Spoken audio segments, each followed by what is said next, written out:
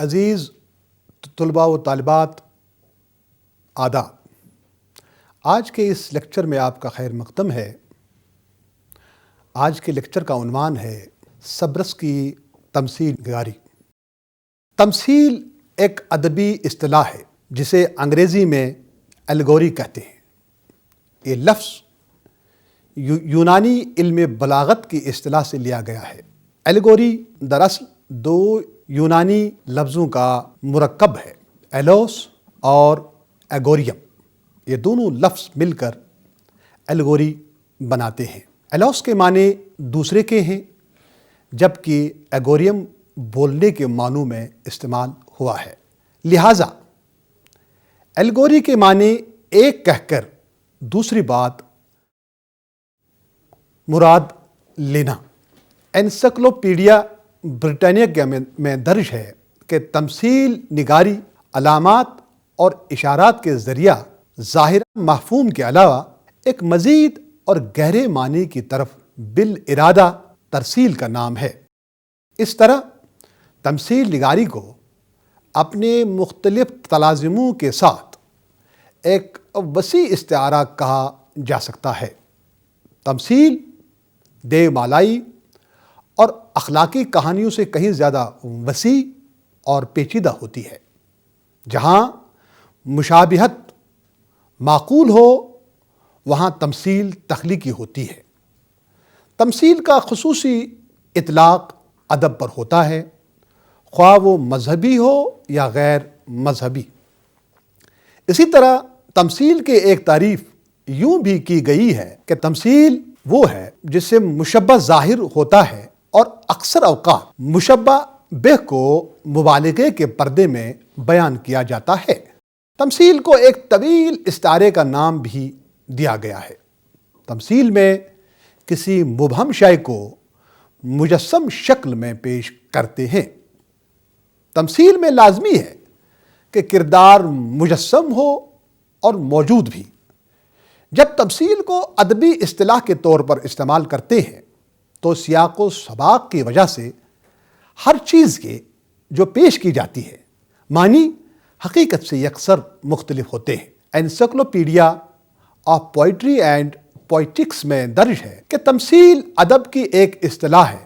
یہ واقعہ لکھنے کا ایک اسلوب ہے جب کسی قصے کے واقعات ظاہر طور پر یا لگاتار کسی دوسرے مماثل تصور یا ڈھانچہ کی طرف مسلسل نمایاں طور پر اشارہ کرے تو اسے تمثیل کہا جاتا ہے۔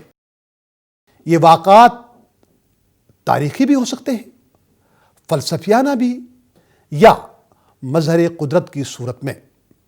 فرضی کہانیاں اور فرضی قصے ایسی قسمیں ہیں جو تمثیل سے نزدیکی اشتراک رکھتی ہیں اور اس کے لیے استعمال میں لائی جاتی ہے۔ ادب میں تمثیل نگاری کسی علامتی حکایت کو کہتے ہیں۔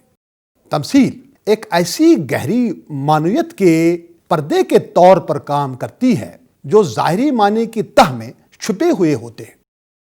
کسی تمثیل میں پیش کیے گئے کردار انفرادی شخصیت کے مالک نہیں ہوتے، بلکہ اخلاقی اوصاف اور دوسرے موجودات کی تجسیم ہوتے ہیں۔ کولرج نے کہا ہے کہ تمثیل نگاری کا کام تصویری زبان میں موجود تصورات کی ترجمانی کرنا ہے۔ تمثیل کو ایک طویل استعارے سے بھی تعبیر کیا جاتا ہے جو اپنے اندر ایک کہانی کا پھیلاؤ رکھتا ہے۔ اصل میں رمزیہ یعنی تمثیل نگاری وہ تحریر ہے جو معنوی اعتبار سے کم از کم دو بالکل متوازی سطحیں رکھتی ہے۔ ایک بالائی سطح جو افسانوی حیثیت رکھتی ہے اور دوسری ذیلی جو کسی خاص سلسلہ خیال سے ترکیب ہوتی ہے۔ ان دونوں سطحوں میں ایک گہرا معنوی رابطہ ہوتا ہے اور بالائی سطح کے اتار چڑھاؤ دراصل ذیلی سطح پر موجود سلسلہ خیال کے نشیب و فراز پر منحصر ہوتے ہیں۔ یہ دونوں سطحیں ایک مجرد تصور کو ایک مناسب اور موزون افسانوی پیکر میں ڈھالنے میں مددگار ہوتے ہیں۔ اس طریقہ سے رمزیہ یعنی تمثیل نگاری ایک قسم کی علامتی تحریر ہوتی ہے۔ جس میں کردار، واقعات اور ان سے مرتب ہونے والا انجام اپنے انفرادی اور مجموعی عمل سے کسی اور تصور کی نمائندگی کرتے ہیں۔ چنانچہ کیسل انسائکلوپیڈیا میں بیان ہوا ہے کہ جب کسی کہانی یا پیکر میں لغوی معنوں سے الگ ایک یا کئی مفہوم ان معنوں کے متوازی یا زائد یا ان سے واضح طور پر الگ موجود ہوں تو وہ تمثیل ہے۔ یہ حیت ادبی یا سوری دونوں ہو سکتی ہے۔ لگ بھگ تمثیل کی تشریح یوں ہی کی گئی ہے۔ ڈاکٹر گیان چند کا کہنا ہے کہ اردو میں تمثیل کی یہ تعریف مشہور ہے کہ اس میں غیر مرئی کو مرئی بتا کر یعنی تجسیم کر کے پیش کیا جاتا ہے، لیکن یہ صحیح نہیں ہے۔ گیان چند جین فرماتے ہیں کہ تمثیل کی شناخت کا واحد اصول یہ ہے کہ اس کے اشخاص اور قصہ سے مراد کچھ اور ہوتا ہے۔ ڈاکٹر سلام سندھیلوی تمثیل کی خصوصیات بیان کرتے ہوئے فرماتے ہیں کہ اس کی ایک اہم خصوصیت یہ بھی ہے کہ اس افسانے سے کوئی اخلاقی نتیجہ اخذ کیا جا سکتا ہے۔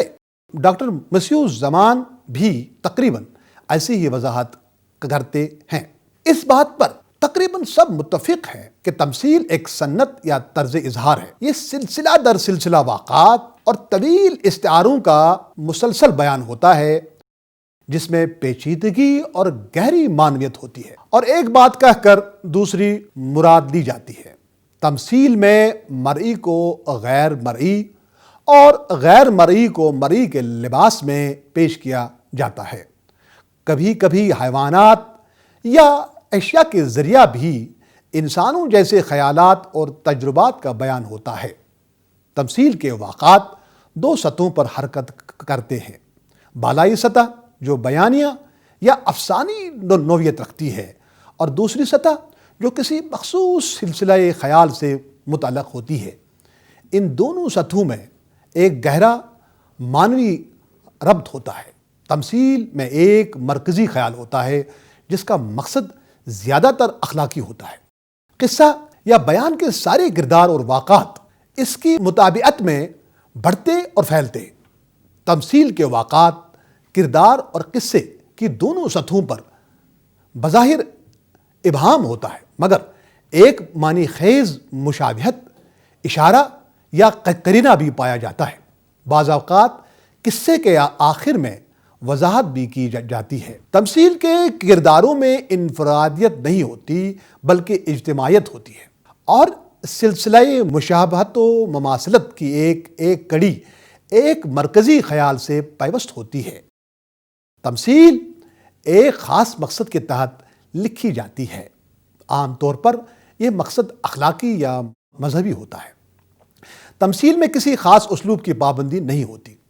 اسے نثر یا نظم کی صورت میں بیان کیا جاتا ہے۔ اس میں موضوع کی بھی قید نہیں ہوتی۔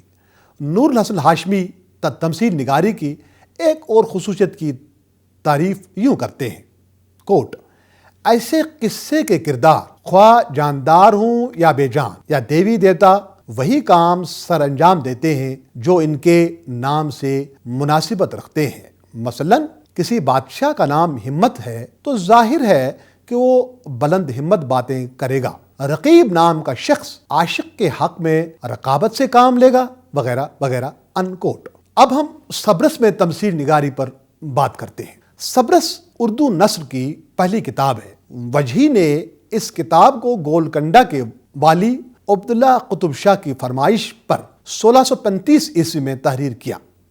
اگرچہ وجہی نے صبرس کو تبازاد قرار دیا ہے، مگر در حقیقت یہ قصہ محمد یحییٰ سیبق فتاحی نیشاپوری کی نثری تصنیف قصہ حسن الدل سے ماخوذ ہے۔ فتاحی نے اس سے قبل اس قصے کو مثنوی میں تحریر کیا تھا، مگر صبرس لکھتے وقت ملا وجہی کے پیش نظر قصہ حسن الدل ہی رہا ہے، کیونکہ بقول عبدالحق مثنوی دستور اشاق ملا وجہی کی نظر سے نہیں گزری تھی۔ بہرحال صبرس کا قصہ حسن الدل ہے یا مثنوی دستور اشاق، یہ بات طے ہے کہ ملا وجہی کی سبرس وہ پہلی کتاب ہے جس میں نہ صرف ادبی شان پائی جاتی ہے بلکہ حسن کاری کی شعوری کوشش بھی ملتی ہے۔ سبرس کو مولوی عبدالحق نے دریافت کر کے 1932 عیسوی میں دیباچہ کے ساتھ شائع کیا۔ اگرچہ ملا وجہی نے کتب مشتری اور تاج الحقائق جیسی تصنیفات بھی تخلیق کی تھی مگر سبرس سے انہیں شہرت دوام حاصل ہوئی۔ سبرس کا اسلوب تمثیلی ہے۔ اس قصے کے سب کردار علامتی ہیں جیسے عقل، عشق، حسن، دل، نظر، بادشاہ، ناموس، بادشاہ ہمت، قامت، دیو، رقیب، زلف وغیرہ وغیرہ۔ اس قصے میں جن جگہوں اور مقامات کا ذکر ہوا ہے ان کی حیثیت بھی تمثیلی ہے، مثلا شہر تن، شہر عافیت، زہد نام کا پہاڑ، شہر دیدار اور باغ رخسار وغیرہ وغیرہ۔ جاوید بشش لکھتے ہیں کہ قصہ حسن و دل بقول پروفیسر عزیز احمد افسانوں کے ایک ایسے عالمگیر سلسلہ سے متعلق ہے جو ایران سے لے کر آئرستان تک پھیلا ہے۔ یہ سلسلہ تلاش و تجسس کے افسانوں کا ہے۔ کبھی یہ تلاش پھول کی ہوتی ہے اور کبھی بے مثل حسینہ کی۔ یہ ایک طرح سے راز عشق یا راز حیات یا راز حسن کی تلاش ہے۔ سبرس کے قصے میں چشمہ آب حیات چشمہ دہن ہے۔ مغربی ادب میں بھی اس طرح کا چشمہ ملتا ہے جس کے بڑے طلسماتی خصائص ہیں۔ انکوٹ۔ اردو زبان میں تمثیلی قصوں کی کبھی ہے۔ مولانا محمد حسین آزاد کی نیرنگ خیال اور سرسید کے بعض مضامین میں مجرد جذبات اور احساسات کو مجسم بنا کر پیش کیا گیا ہے، لیکن وجہی کی سبرس اس اعتبار سے زمانی اولیت کے ساتھ ساتھ فنی اعتبار سے بھی فضیلت کی مستحق ہے۔ ملا وجہی نے خود سبرس کو تمثیل قرار دیا ہے۔ لکھا ہے، ناموس بولیا کہ اس تازہ آب حیات کا قصہ ایک تعویل دھرتا ہے، ایک تمثیل دھرتا ہے۔ انکوٹ۔ بقول فخر الاسلام اعظمی، وجہی نے عقل و عشق کے درمیان پائی جانے والی کشمکش جیسی عالمگیر حقیقت کو ایک طویل تمثیل کے روپ میں پیش کیا ہے۔ تصوف و معرفت کے مختلف مسائل کو رمزیہ انداز میں بیان کیا ہے اور مختلف جذبات و ذہنی کیفیات کو جسمانی پیکر عطا کیا ہے۔ سبرس کی داستان کا ہیرو دل ہے۔ صوفیاء کرام کی اصطلاح میں قلب و عشق ہی حسن حقیقی کی آماج گاہ ہے۔ دل کے اندر ہی خدا کا نور اپنی جلوہ گاہ بناتا ہے۔ دل ہی عشق کا منبع ہے۔ دل کا باپ عقل ہے۔ عقل مصلحت سے تعبیر ہے۔ یہ نفع و نقصان کے اندیشے میں مبتلا ہے۔ وہ دل کو آتش عشق میں کودنے سے روکتی ہے۔ آب حیات مرتبہ بقا ہے جس کے حاصل ہونے سے دل جزء سے کل میں بدل جاتا ہے۔ اس متعلق ذات خداوندی میں فنا ہو کر لافانی ہو جاتا ہے۔ اس آب حیات کا منبع دین ہے۔ سخن زبان کا ہی ورد نہیں، قلب کا بھی ورد ہے جو سلوک کی منزلیں طے کرتا ہے۔ اس کے سامنے مادی پردے ایک ایک کرتے اٹھتے ہیں۔ نظر دل کا مصاحب اور آب حیات کو تلاش کرنے والا ہے۔ نظر قلب کی دگرگونی ہی نہیں، اس کی صفائی کا بھی سبب ہے۔ عقل کا وزیر وہم اور سپہ سالار صبر ہے۔ عقل سے ان کی مشابہت چھپی ہوئی نہیں۔ صبر ہی وہ ڈھال ہے جس کو عقل دل کے جذبات اور عشق کے خلاف استعمال کرتا ہے اور جو عشق کے زور کے آگے آخر ہتھیار ڈال دیتا ہے۔ وہم دل کو مصلحتوں اور دور دراز کے خدشات و توہمات سے ڈراتا ہے۔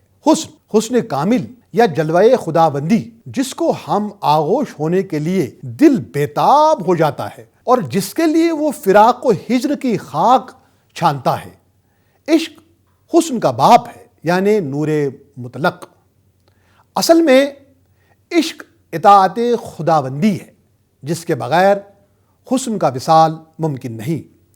اس اصل کے سبب عشق حسن کا باپ ٹھہرتا ہے۔ شہر دیدار شہود الہی ہے۔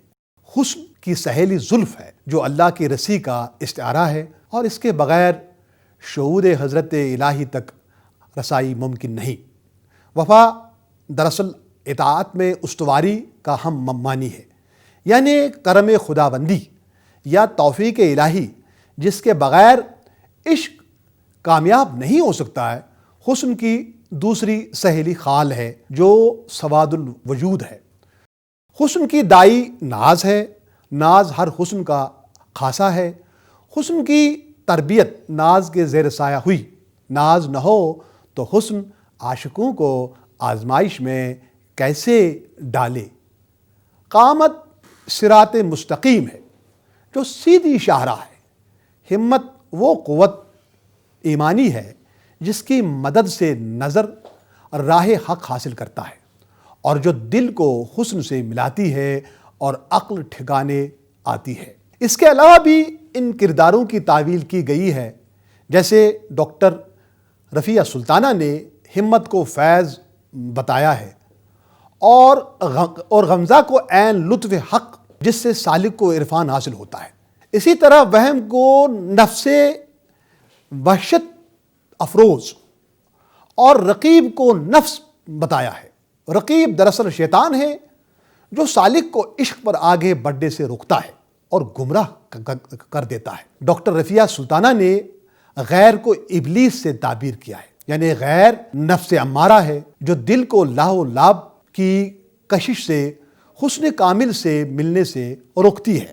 اس طرح رزق، زہد اور توبہ عبادات ظاہری کی علامتیں ہیں جو نمود و نمائش اور ریا سے کم ہی پاک ہوتی ہیں، جن کو صوفیہ مراحل قلب کے سلسلے میں ثانوی درجہ دیتے ہیں۔ ان کرداروں کی دوہری شخصیت پر بہت سے نقادوں نے اپنی رائے کا اظہار کیا ہے۔ ڈاکٹر جاوید وششٹ نے اپنی تصنیف ملا وجہی میں ان ساری تعبیرات کو جمع کیا ہے۔ وہ لکھتے ہیں کہ تمثیل کے لیے ضروری ہے کہ اس سے کوئی اخلاقی مسئلہ حل ہو یا کسی فلسفے پر روشنی پڑے۔ اس لحاظ سے بھی سبرس تمثیل کے پیمانے پر پوری اترتی ہے۔ دراصل سبرس کا تعلق تصوف سے ہے۔ وجہی نے رمزیہ انداز میں تصوف کے مختلف مسائل پر روشنی ڈالی ہے، اس لیے اس کے سارے کردار دوہری شخصیت رکھتے ہیں۔ اپنی مجازی صورت میں یہ کردار کسی قصے کے کردار معلوم ہوتے ہیں، مگر دراصل سے یہ سارے کردار تصوف کی دنیا کے باشندے ہیں۔ بعد میں ڈاکٹر جاوید وششٹ ان کرداروں کی پوری تفصیل یوں بیان کرتے ہیں، میں ان کا خلاصہ آپ کی خدمت میں پیش کرتا ہوں۔ دل بقول ڈاکٹر سلام سندھیلوی ایک عارف کا دل ہے۔ ڈاکٹر رفیہ سلطانہ کے مطابق دل صوفیہ کی اصطلاح میں قلب ہے۔ آب حیات پروفیسر عزیز احمد کے خیال میں عین شریعت یا سخن ہے۔ پروفیسر رفیہ سلطانہ کے خیال میں یہ صوفیہ کی اصطلاح میں بقا کا مرتبہ ہے۔ حسن بقول رفیہ سلطانہ جلوہ خداوندی ہے۔ حسن کامل کی تلاش سالک یعنی دل کو ہے۔ عزیز احمد کے خیال میں حسن اخلاق ہے۔ عشق رفیہ سلطانہ کے مطابق حسن کا باپ ہے، یعنی وہ جس سے عرفان الہی حاصل ہوتا ہے۔ صوفیہ کے پاس عشق کی خاص اصطلاح ہے، وہ خدا کو محبت یا عشق کی سمجھتے ہیں۔ منظر اعظمی کے خیال میں عشق نور مطلق ہے۔ شہر دیدار کے متعلق رفیہ سلطانہ کا خیال ہے کہ یہ صوفیہ کی اصطلاح میں شہود یعنی حضرت یا دیدار الہی ہے۔ عقل مغرب کا بادشاہ ہے۔ دراصل مغرب کی نمایاں خصوصیات عقل ہی ہے۔ اس کے مقابلہ میں مشرق کی خصوصیت جذبہ، وجدان اور عشق ہے۔ عقل کا وزیر وہم اور سپہ سالار صبر ہے۔ عشق کا سپہ سالار مہر یعنی مہر الہی ہے، جس سے توفیق الہی بھی کہتے ہیں اور جس کے بغیر عشق کامیاب نہیں ہو سکتا۔ حسن کی سہیلی لٹ ہے۔ خیال حسن کا غلام مصور ہے۔ خال بھی حسن کا غلام ہے۔ منظر اعظمی نے ناز کو حسن کی دائی سے تعبیر کیا ہے۔ ناز حسن کا خاصہ ہے۔ حسن کی تربیت ناز کے زیر سایہ ہوتی ہے۔ ناز کے بغیر عاشقوں کی آزمائش ممکن نہیں۔ نظر کے بارے میں ڈاکٹر جاوید وششٹ کا خیال ہے کہ یہ دل کا جاسوس ہے۔ غمزہ رفیہ سلطانہ کے مطابق طریق اعتدال ہے۔ اسی طرح انہوں نے وفا کو سپہ سالار مہر کی بیٹی تصور کر کے اسے اسم با مسمہ کہا ہے۔ شہر تن یا بدن کو وہ انسانی وجود یعنی عشق و عقل کا میدان خیال کرتے ہیں۔ جاوید وششٹ کے خیال میں ہجراں کا کوٹ چاہے زقن عشق میں مقام ہجر و فراق کی علامتیں ہیں، اور شہر دیدار میں گلشن رخسار اور اس میں قصر وصال جس کے چھجے پر غمزے کے بادل چھائے رہتے ہیں اور ناز کے موتی برستے ہیں، عشق میں وصل کی علامت ہے۔ ڈاکٹر گیان چند کے مطابق صبرس مثالی قسم کی تمثیل ہے۔ اس میں مجرد اوصاف و جذبات کی تجسیم کی گئی ہے، لیکن اسلامی روایت کے تحت انہیں دیوی دیوتا بنا کر پیش نہیں کیا گیا، بلکہ انسان فرض کر کے ان کے اصلی ناموں سے ظاہر کیا گیا ہے۔ اس طریقہ کار میں تمثیل کی ایک باریک چھلمن عریانی کے مترادف ہو کر رہ جاتی ہے۔ یہ بھرم قائم نہیں رہتا کہ ایک کردار دوسرے کی نمائندگی کر رہا ہے۔ ناموں کے ٹھپے کی وجہ سے کردار نگاری میں کسی پھیلاؤ اور لچک کی گنجائش نہیں۔ اس کے باوجود ڈاکٹر گیان چند اس بات کا بھی اعتراف کرتے ہیں کہ اردو نثر کی ابتدائی صدیوں کی تاریکی میں صبرس روشنی کی مینار کی طرح ذو پاش اور جلوہ بار ہے۔ غرض وجہ کی تمثیل کا جواب نہ اس سے پہلے تھا اور نہ اس کے بعد ہو سکا۔ صبرس کی دونوں سطحیں یعنی بالائی اور زیری سطحوں میں تحرک پایا جاتا ہے۔ ظاہری اور باطنی کردار میں ایک خاص مناسبت پائی جاتی ہے جس سے قصہ مربوط ہو جاتا ہے۔ صبرس ایک اخلاقی مقصد کے تحت لکھی گئی ہے۔ اس کے عام کرداروں کی کشمکش اس سے اچھی داستان کا درجہ دیتے ہیں۔ اس کے کردار اگرچہ انفرادی سطح پر آزاد ہیں مگر مرکزی خیال سے مربوط ہیں۔ صبرس کی یکسانیت اور وحدت تاثر تمثیلی فضا کو قائم کرنے میں پوری معاونت کرتے ہیں۔ اس کی مجازیت اور استعارات میں کہیں کوئی فرق نہیں آتا، پھر بھی اس کے تمام کردار حقیقت اور مجاز دونوں سطحوں پر متحرک نظر آتے ہیں، اور اس کے گہرے معنوں اور مفاہیم کی طرف اس کے ظاہری کردار اشارہ کرتے رہتے ہیں۔ یہ خصوصیات صبرس کو ایک کامیاب تمثیل بناتے ہیں۔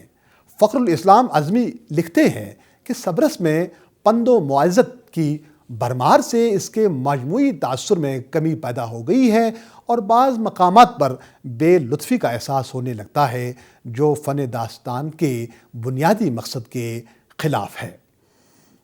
وعظ و نصیحت کے علاوہ نظر کا انگوٹھی کے گم ہونے پر تشویش نہ کرنا، عشق ہونے کے باوجود دل کا حسن پر فوج کشی کرنا، حسن تک پہنچنے سے روکنے کے لیے پہلے تو عقل کا دل کو قید کر دینا، پھر خود ہی اس کو شہر دیدار روانہ کرنا، آب حیات کا نقطۂ آغاز ہوتے ہوئے بھی آگے چل کر اپنی اہمیت کھونا، یہ سب قصے کی ایسی خامیاں ہیں جن سے صبرس کے پلاٹ میں جھول واقع ہوا ہے۔ تمثیل کے بعض کرداروں کی حقیقت آخر تک واضح نہیں ہوتی ہے، جس سے کتاب کے تمثیلی پہلو میں جھول پیدا ہو گیا ہے۔